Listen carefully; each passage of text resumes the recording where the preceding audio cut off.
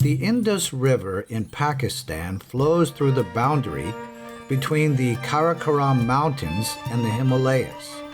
Large and small mountains of the Karakoram surround Skardu Valley, which is situated in Gilgit-Baltistan.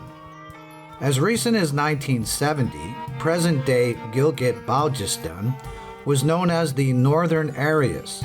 This is an administrative territory of Pakistan, with a portion neighboring India's Kashmir region. The northern areas are also close to the border between Pakistan and China, which accounts for its political sensitivity. The cultural hybridity here has a uniqueness that cannot be found anywhere else in Pakistan. Skardu's cultural landscape bears resemblance to that of Tibet, so it comes as no surprise that Skardu is also referred to as Little Tibet due to its history as a vassal state of the Tibetan Empire from the 7th to the 9th centuries. The roads of Skardu look quite smooth, but this wasn't at all the case in the past. The paving of the cement concrete road was just completed 2 years ago. Previously, the difficulty of traveling the route to Skardu was extreme, which accounted for the pristineness of its natural landscape, as though Skardu was a brand new planet of the universe.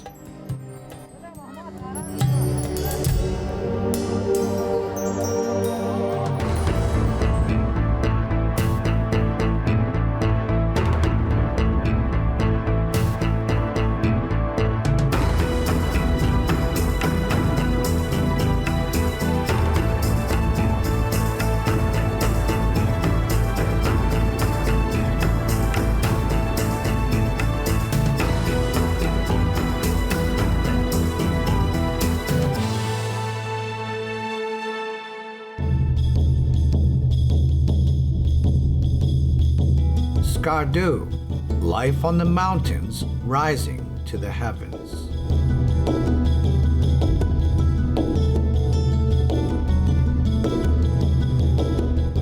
On this trip, we have a guide named On, who has a Skardu specialty.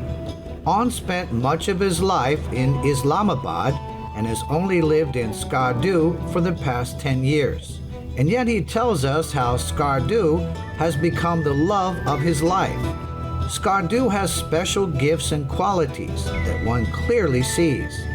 From one moment to another, we see the lake before us, followed by the trees and forests, and the rivers, streams, and snow-covered mountains. Skardu displays springtime and winter all at the same time.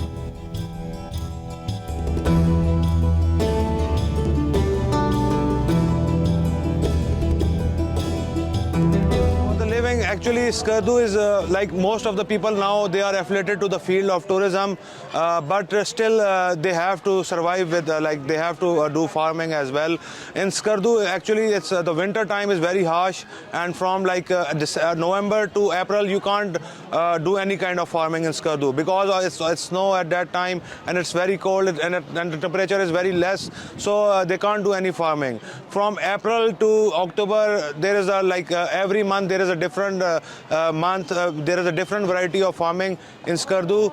There are a lot of dry fruits items, fruits, fresh fruits, vegetables, and like, but they grow from April to October time, not more than that. Skardu's winter bites into our very bones, so food storage is a major necessity, especially for Skardu residents who live far away from transportation routes. The first organic village is not very easy to access. We travel on a narrow gravel road the entire way. As we look down, we are reminded of the steepness. Every step we walk, we must watch out for small rocks that can have us trip and sprain our ankles at any moment. Having traveled around a mountain, we walk around a wide curve before climbing another mountain. Cars cannot drive along this route. It can only be traveled by people and the animals they ride. After climbing on foot for an hour and 20 minutes, we arrive at the first organic village, which is home to 12 households and a total of 95 residents. Village elder Ghulam Hassan is here to welcome us at the inner quarters.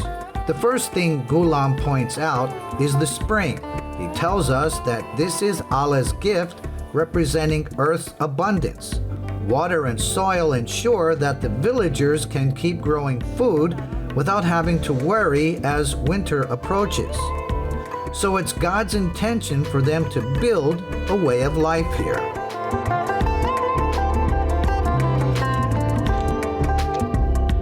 इस वक्त मैं 8वां generation पे हूँ, जी हाँ, और मेरे बच्चे 9वां generation पे हैं। और हमारे आबा व अजदाद काफ़ी लॉन्ग टाइम इस ज़्यादातर आबादी खेती बाड़ी करते हैं और औरतें मर्दें सारा मज़दूरी के लिए शहर चले जाते हैं, जो स्कर्दू शहर है वहाँ चले जाते हैं।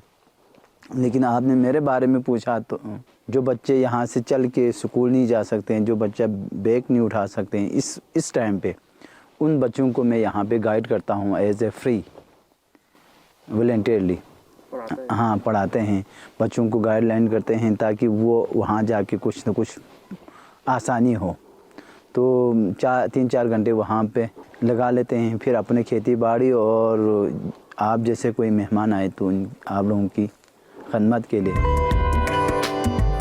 Ghulam teaches mathematics, science, English, and Islamic religious instruction to the children in the village. Once the children are old enough to leave home to travel this road of extreme conditions, then they will begin to learn about the outside world. Their school will be their new social environment. The children wake up at 7 a.m. and arrive in time for school at 8 a.m. Because they do this every day when classes are being taught, they are now experts of the route. Thanks to their previous experiences, they know exactly which rocks and stones to carefully avoid. And of course, it only takes them half the time that it takes us to do the exact same walk. Sunlight gently bathes the remote mountain village, only to slowly disappear at the end of each day. The villagers must tap into the hydropower potential of the Indus River for electricity generation. Hospital जाते हैं, हमारे लिए ना hospital है ना यहाँ कोई facilities है, तो हमने सबसे पहले जड़ी बूटियों को हमने सबसे इनिशियल टाइप पे जो जड़ी बूटियाँ हैं उससे काम लेना है।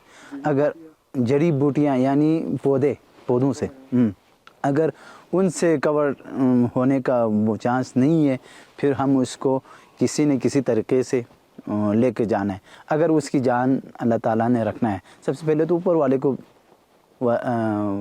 ऊपर हम करते हैं भरोसा। वो अगर ज़िंदगी दें तो उसकी इलाज के लिए हम कहीं पे भी ले जा सकते हैं।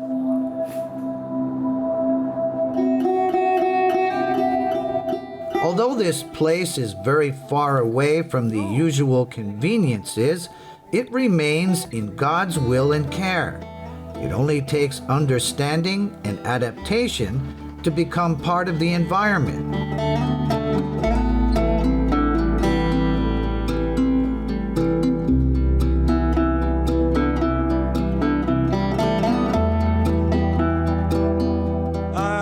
Till now there is no much like natural disaster over here, but still due to global warming, you know, ice is melting day by day, temperature is getting higher day by day, so sometime it happens that mud flood came and sometimes splash flood comes, but still now till there is no big disaster. But in Hunza side you must have heard about Atabad Lake. It was also a part of disaster, but it became a tourist hub.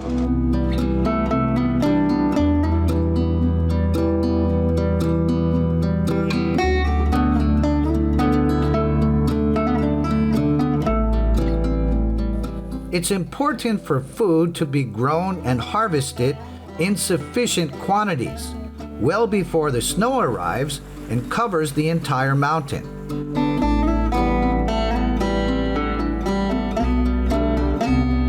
The profession that has sustained the villagers was built upon their expertise in navigation from when they were children.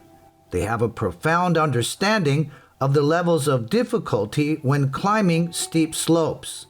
Many have found employment as porters or carriers of belongings on mountaineering expeditions. These porters are heroes behind the success of those who have conquered the K2, which is the second highest mountain on Earth after Mount Everest.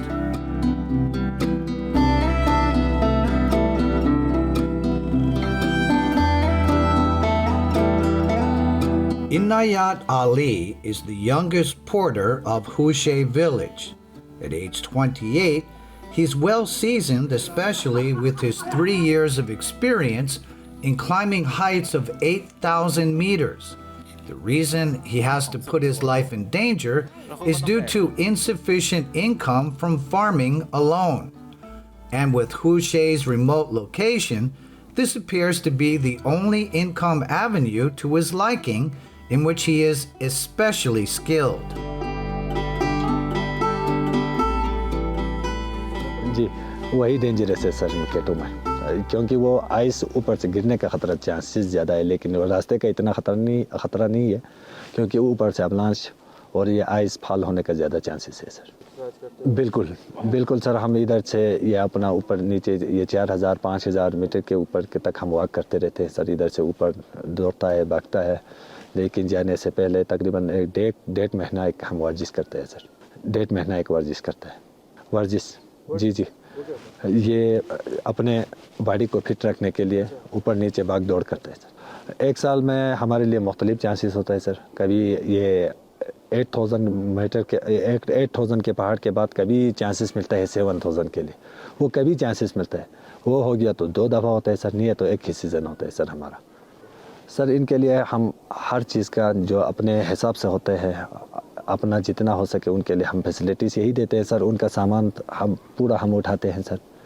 उनके लिए एक थैले भी हम नहीं चढ़ाते हैं, वो खाली जाते हैं, हम उनका सामान भी उठा के लेके जाते हैं।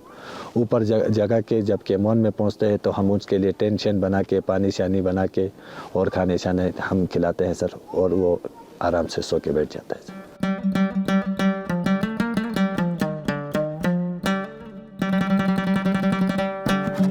Inayat Ali tells us that the higher the point of elevation that one is situated, the less one feels in need of food.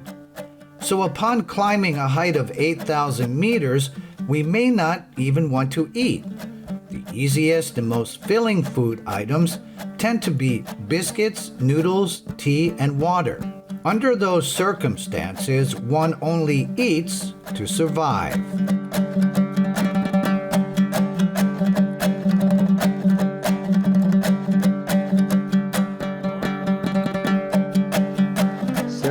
सबसे तो हम इधर से पहले हम जो हाइपोटोरिक का नाम लेते हैं ना सर, इधर से जाने के लिए इनायत भाई आप केटू में है, यही सोचते हैं, तो हम सब यही सोच के जाते हैं सर कि हम वापस पहुंचते हैं नहीं पहुंचते हैं, सब हम डेंजरस समझ के जाते हैं सर। इधर से माउंटेन इतना इजी नहीं है सर, वो ख़तरनाक चीज़ है और ख़तरनाक खेल भी है।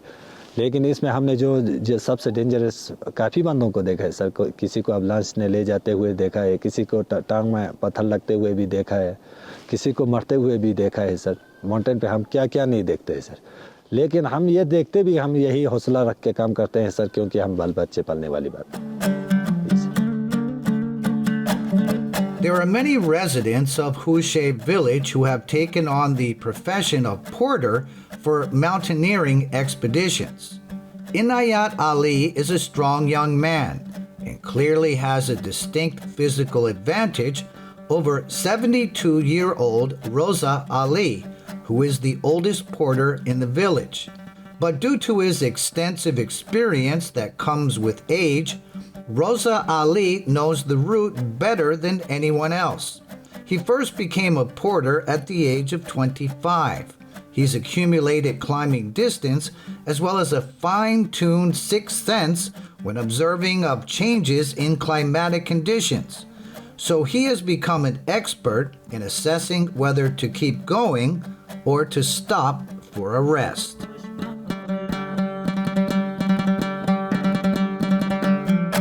तो उसको पालिश व्यालिश वो गीला होता था ना, उसके लिए वो डालडे का वो तेल लगाता था ताकि वो पानी ना चूसे। तो वैक्स लगाते थे? जी जी। No, oil, cooking oil, cooking oil. हाँ, डालडा।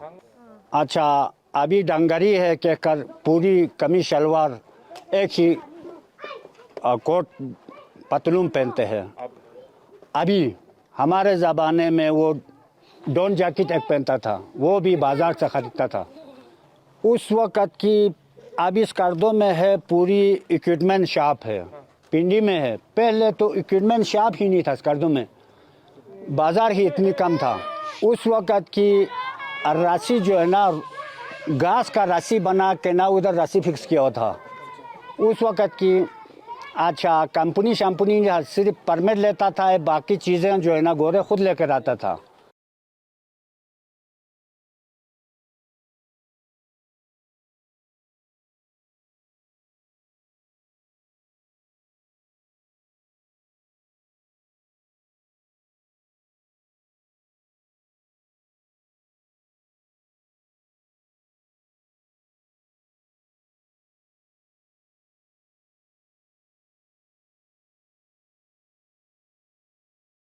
पहले के दौर में था उस वक़्त कोई अच्छा फ़ोन सिस्टम ही नहीं था।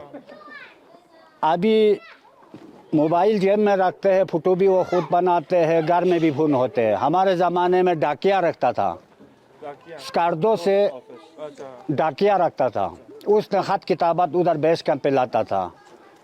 अच्छा, तब हमारे घर में हालात ये है, मुल्क के हालात ये है, वो पता लगता था। वरना केटू में 90 दिन का परमिट होता था।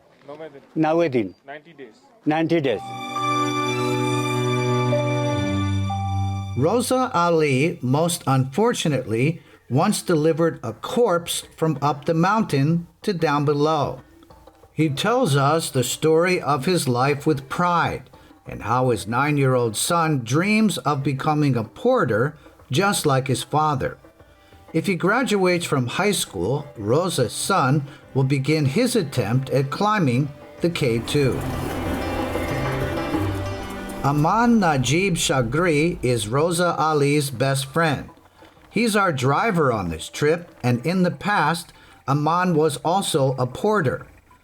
He's a child of the Skardu Valley and is named after the Skardu River, which flows 170 kilometers from Skardu to Asko.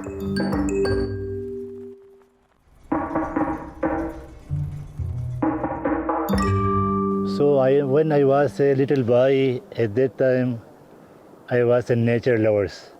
So when I was too young, at that time also I've been to the nearest mountain with animals and exploring the mountains. So from 1996, I started as a low altitude porter, just for earning money. When I been to K2, I love that mountains, and I continued to start as a low altitude porter 1 year. After then, I become a porter leader who command on porters and look after the client stuff, camps like this. So I worked as a porter leader 4 years. Then it was my dream to become a guide.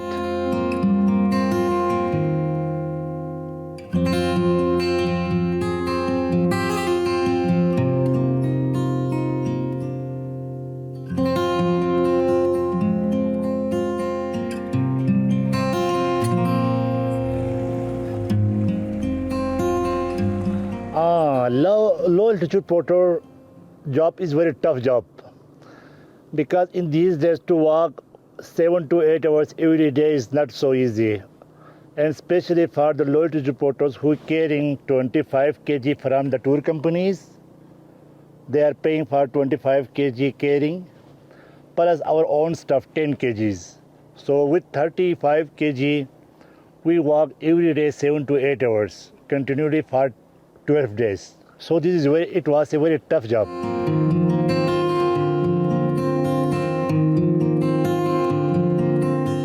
Aman is an expert at climbing small mountains at lengths of 6,700 meters. But his life took an unexpected turn when he had a car accident in 2013. His strong legs were reduced to limping for life, and he had to end his mountaineering career. He turned to another profession, which is that of a tour guide leader. This way, he can still use his experience in recommending travel routes to tourists. After then, I start my own business to provide service, because I start from initial step. So I know the problem of porters, problem of clients, what should be we keep with us during the trekking, during safari. So with my experience, I start my own business. Now, thanks God, all is going well. So this is my story. Aman admits that he's not very well read. He taught himself English, which he uses to communicate with us, since he must use English when speaking to tourists. Here in this natural landscape, little people on the mountain make a living by helping mountaineers reach the highest point in their lives by maximizing their climbing capacity. And yet there is another profession that the Skardu people have taken on, which is game watcher. Shaukat Ali is an officer of Central Karakoram National Park. He tells us that Skardu holds superiority in natural and wildlife abundance to the point where game hunting has become a sport. In any given year, Central Karakoram National Park opens its gates to accommodate foreign tourists in the season for legal capturing and hunting of wildlife. The hunter makes a payment for each animal. For Pakistanis, it's 500,000 rupees. For residents of Gilgit-Baltistan, it's 200,000 rupees, and for foreigners, it's $5,600. Shaukat Ali's job is the preservation of mountain leopards and mountain goats. His area of supervision lies in taking preventative measures to keep the hunters from breaking the rules. One of the rules is that if a hunter intends to kill a male animal, its horns must be no less than 38 inches. Also, animals under the age of 11 or 12 must not be hunted, since that would be considered illegal hunting. Shaukat tells us that game hunting is designed for wildlife conservation. नहीं, असल में इसका ये है कि जो जानवर जो बूढ़े जानवर होते हैं, उसने वैसे ही मरना है, तकरीबन उसका उम्र आया हुआ होता है, उसने वैसे ही मरना है। अब वैसे ही मरने से अच्छा है कि अगर वो उस पर थोड़ा बहुत उसका जो पैसे लोकल कम्युनिटी को जाएं तो वो उसका प्रोटेक्शन भी करेंगे, और वो जानवर से वो वैसे ही मरने से कम्युनिटी के लिए भी थोड़ा फ़ायदा आएंगे। तो इसका जो है 20% गवर्नमेंट शेयर है, बाकी 80% लोकल कम्युनिटी को जाता है उसके जो पैसे। तो उस वजह से लोगों में भी शऊर आ जाएंगे, जब उस जानवर से उसके 80% से लोगों में भी शऊर आ जाएंगे तो लोग उसकी ज़्यादा हिफाजत करेंगे।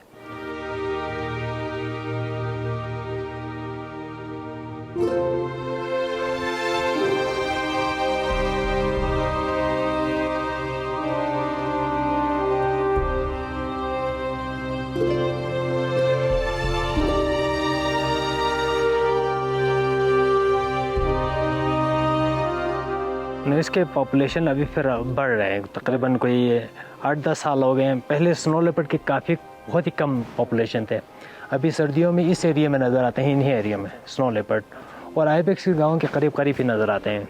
जब वो जानवर बढ़ जाते हैं, पॉपुलेशन उसका बढ़ जाते हैं, तो उससे वो गाँव के करीब करीब आ जाते हैं। तो अभी यहाँ पे खुसूसन ये गिलगित बल्तिस्तान में तकरीबन बल्तिस्तान रीजन में सबसे ज़्यादा पॉपुलेशन आइबेक्स की यहाँ पे है, और स्नो लेपर्ड की भी सबसे ज़्यादा पॉपुलेशन यहाँ पे है। तो अभी फिर हाल बढ़ रहे हैं, पहले की निस्बत काफ़ी बढ़ रहे हैं।